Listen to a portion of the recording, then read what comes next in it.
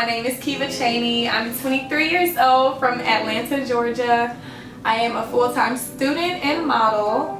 And I'm starting this channel because I want to share my new reality with you all and this journey that I'm on and have been on for the last year. A year ago today, I was diagnosed with type 1 diabetes.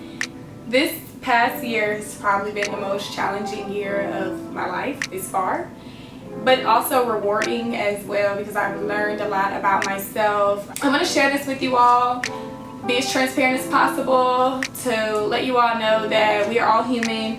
We all go through things, no matter how things may look. And I'm sure you'll look at my page and not even guess the things that I've had to go through or been through. I want to just continue to bring awareness to the topic because, like myself, before I was diagnosed, I didn't know much about diabetes. I always thought it was big people who ate a lot of sugar. But it's actually more than one diabetes, and that diabetes is actually the one that I don't have. So yes, I am type 1. I am now insulin dependent. I take insulin shots every time I have to eat, every 4 to 6 hours. Yes, when I first found out, my initial reaction, I was hysterical. I was angry. I was very upset because I was like, why would God let this happen to me? I'm a baddie, you know, I'm a baddie. Like, I got so much to do. I'm trying to go to Miami this weekend. Like, I was thinking about all the wrong things. You know, I didn't even think about my health at first. I was misdiagnosed at first. I went in and I told them that something was wrong. I had thrush in my mouth, which is absolutely disgusting. If you know what thrush is, it's like fungus in your mouth. I had fungus in my mouth. And I was like, oh, so I Googled it. Stay off of Google, by the way. Don't Google anything. I got on Google, but it stuck out like a sore thumb. It said uncontrolled diabetes. Then it said cancer, STD. You know how Google go. I don't think you're dying. But when I did go in, and the lady was like, oh, I think you're just anxious, a little depressed. So she literally diagnosed me with mild anxiety and depression disorder. I just remember begging her to let me get blood work done because I'm like, there's some underlying issues that you're missing, I'm missing, and we need to figure this out. My regular weight was 142 that December. And that June, I went in and weighed 112 pounds. So I remember I was sitting at work and I got a call. And they were like, hi, Miss Cheney. Hi, Miss Cheney. We got your blood work back and everything is fine, but we have an issue. And I'm like, an issue? What issue? She was like, your fasting blood sugar came back and it was 390. When I tell y'all what I felt when I heard her say 390, but all I could see first was that uncontrolled diabetes bullet point that I saw on Google when I Googled about the thrush in my mouth. And I was sitting at my desk at work and I just lost it. Like, I thought I was gonna die. Like, my body just like went into like a panic, a shock. I saw the whole room spin around and I just started shaking and I'm like, I can't sit at my desk like this. I'm literally like going crazy, like literally. And I remember getting up, running into my manager's office, and I literally slid down the wall. I was screaming, I was crying, and I can't even hear anything the doctor's saying to me, nothing. I'm just like, oh my God, I gotta call my mom, I gotta call my mom. So I called my mom, I'm screaming, she can't understand anything I'm saying, and she's like, well, just calm down, everything's gonna be okay, Kiva, just pray, take a minute and pray. I'm like, God clearly not listening to me. Don't want to hear that I gotta say. Like, lost it again. I think I spent every day in the doctor for 2 weeks. Like, I was at the doctor literally every day, sometimes twice a day. I had to learn about the shots and everything, and I was angry. I was very angry because I'm like, this lady told me I had anxiety and depression disorder, and here y'all come calling me back telling me I have something way worse. And not only that, something I can't necessarily get rid of. There is no cure for type 1 diabetes. Most of y'all know type 2 is what everyone else have. 5% people diagnosed are type 1. So it's very rare that you know someone with type 1 diabetes. And I just knew that I had the one that wasn't going away. So that was the biggest pill I had to swallow. And learning that I had to give myself injections was probably the second worst one because I'm like, I can't do needles. Like, needles and me do not get along. We never got along. Like, I used to have doctors come pin me down to give me shots. Like, I kicked a pregnant lady one time. That was an accident. Like, it's just bad. I switched doctors. because I don't want to see that lady who told me I had anxiety and depression disorder. I don't want to see her, talk to her, nothing. The new doctor came in and she went through my blood work and she was like, oh, this is full-blown diabetes. And I just lost it. I just started crying again. I looked at my mom like, why did this happen to me? What did I do? Have I literally like why would this happen to me? You know, and I've never been a sick child, but I've been through a lot to be 23. So for me, it was just like icing on the cake, like, wow, my life is over. It's like, what does this mean? Am I gonna die? Can I have children? I had like a million questions. I literally started studying this stuff myself, which led me to change my major in school, and I'm now a nutrition science major. While thinking this is probably the worst thing that has ever happened to me, it's been rewarding in so many ways because I feel like I finally have found my passion, something that I'm passionate about and want to do, which would be to help others. I've always wanted to help others, but I never knew how I could do that. So I believe that we were all put on this earth to be servants and help someone else, and I feel that now, me going through what I'm going through, I can help others who are newly diagnosed. I just want to be that person for them that I wanted for myself. I didn't know anyone going through it. With that being said, I just launched my business, Divabetic. I created this brand to empower my fellow diabetics, just bring awareness and inspire others, be the change that this world needs when it comes to these type of things. And I want to show you all that you do not have to hide behind your circumstances. Like, life goes on, you use that, step on that, and get you a bag, okay? One of the biggest things that helped me cope the most with this journey has been my support system. Like, it has really been a huge emotional battle for me. I need some tissue. I need some tissue. Okay, I'm good, okay. Oh, my makeup. I have my days where I'm not feeling my best or my health isn't where I want it to be, and the only way I get through it is through my support system. So I can't wait for you to meet them. You guys will see them next in the next few clips. So I can't wait for you to meet my support system. Hi, I'm Chandrina Cheney. I am the mother of 5 beautiful daughters and 1 son, and of course my baby is Kiva. I am here today to express so much about learning of my daughter's type 1 diabetes. Kiva called me at work and was hysterical. And she said, Mom, my numbers are not good.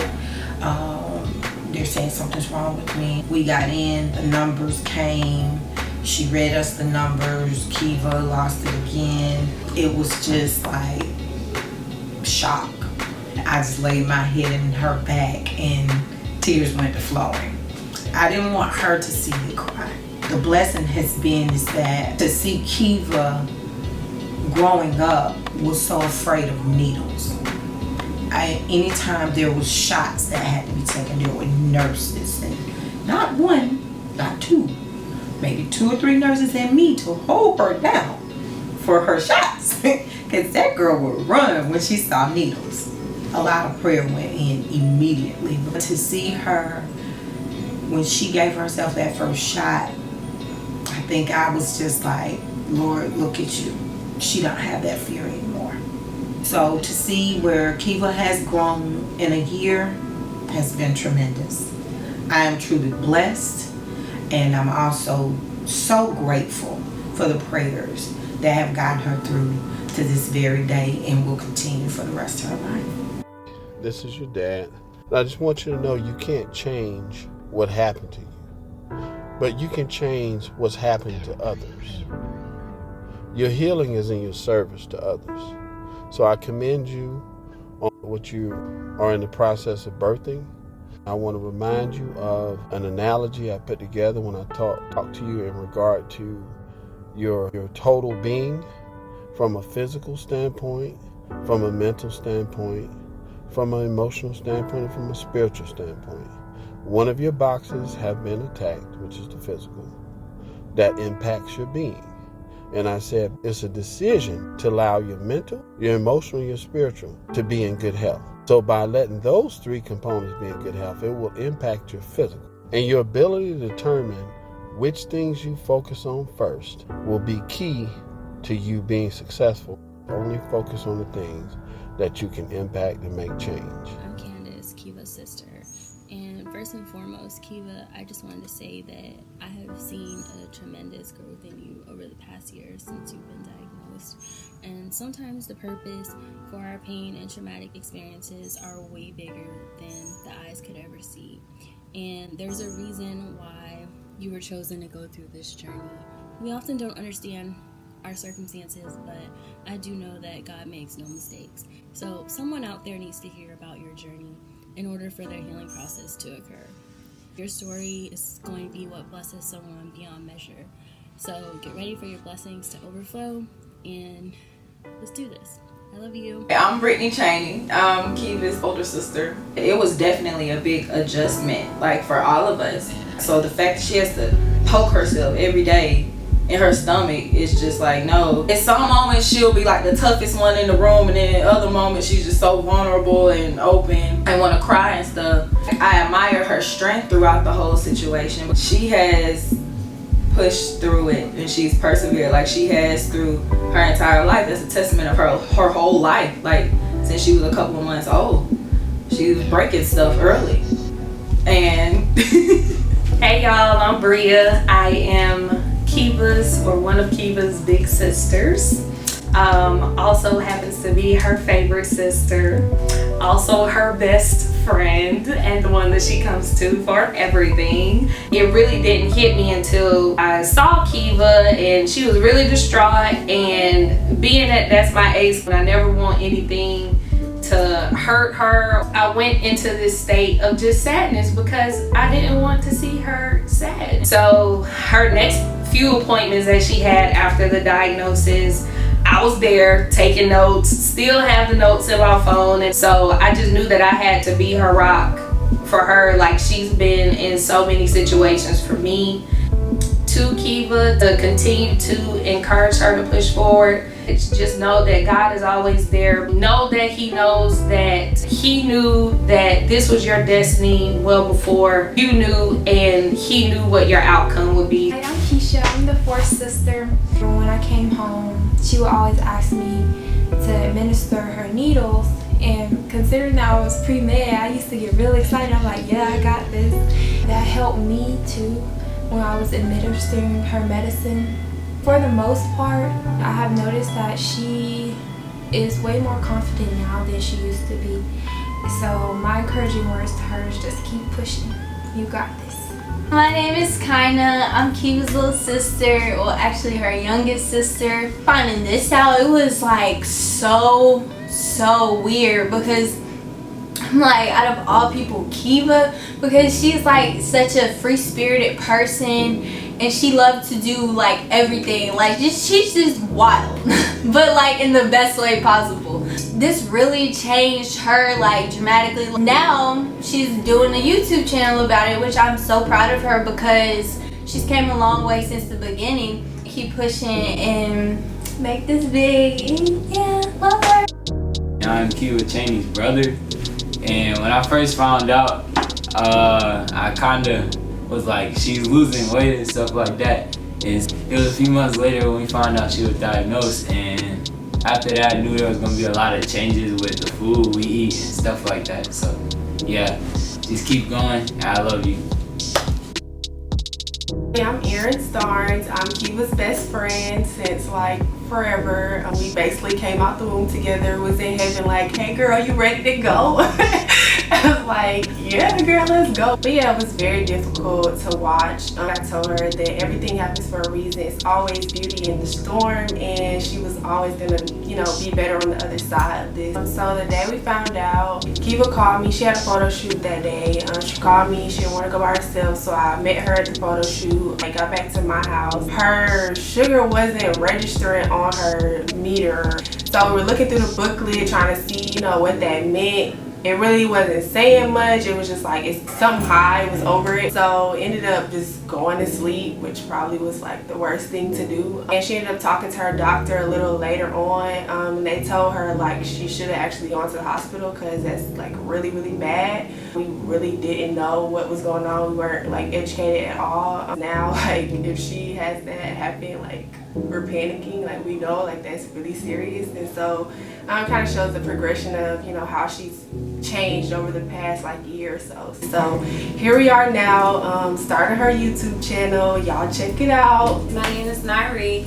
I'm one of Kiva's best friends. We've been best friends since the 3rd grade. It was very different because she's the kind of person that wants to do whatever she wants to do when she wants to do it, eat whatever she wants to eat. She still has her days, so when she has her days, I have my days. We're in this together. I just want you to continue to be yourself, be Kiva, be this fun, vibrant, happy-go-lucky person. I never wanted to ever see her go through anything to where she couldn't continue to be herself. She's getting back to herself, she's getting comfortable, and I'm happy that she's at a place now where she's ready to tell the world. I'm excited to see how she's going to be an inspiration to other young adults. She's my best friend, and I love her, so go you.